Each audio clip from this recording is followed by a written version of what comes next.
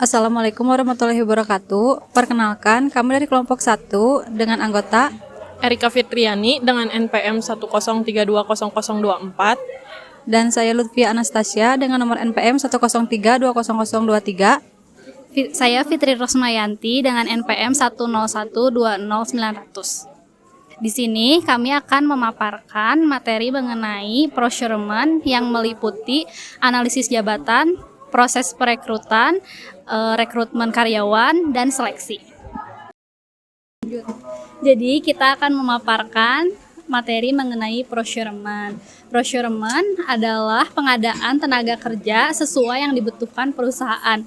Procurement merupakan usaha untuk memperoleh jenis dan jumlah yang tepat dari personalia yang diperlukan untuk mencapai sasaran organisasi.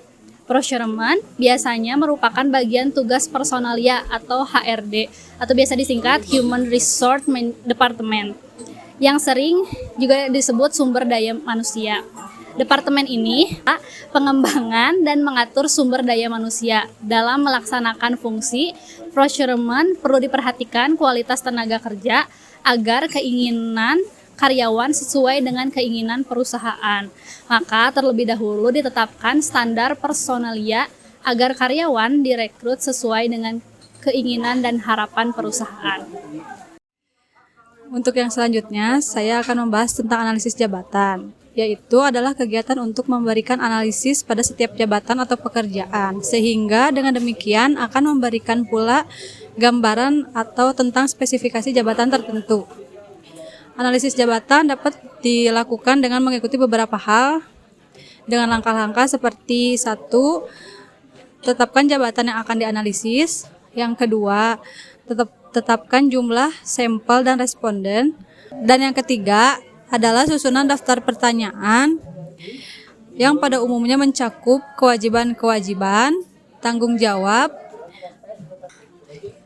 human abilities, hasil standar dari jabatan, tetapan teknik pengumpulan datanya, yaitu meliputi interview, kuesioner, dan observasi. Dan juga yang terakhir kombinasi. Dan yang terakhir yang saya akan bahas adalah 10 proses perekrutan karyawan di perusahaan.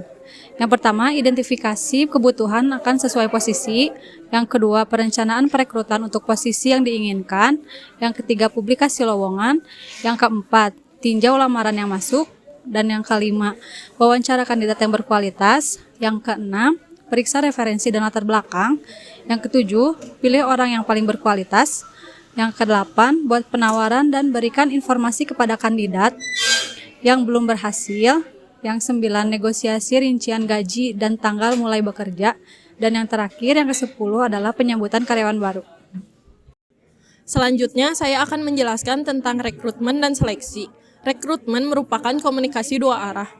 Para pelamar menghendaki informasi yang akurat mengenai seperti apa bekerja di dalam sebuah organisasi, sedangkan organisasi sangat menginginkan informasi yang akurat tentang pelamar tersebut kelak menjadi karyawan perusahaan tersebut. Seleksi adalah proses pemilihan orang-orang yang memiliki kualitas yang dibutuhkan untuk mengisi lowongan pekerjaan di sebuah organisasi.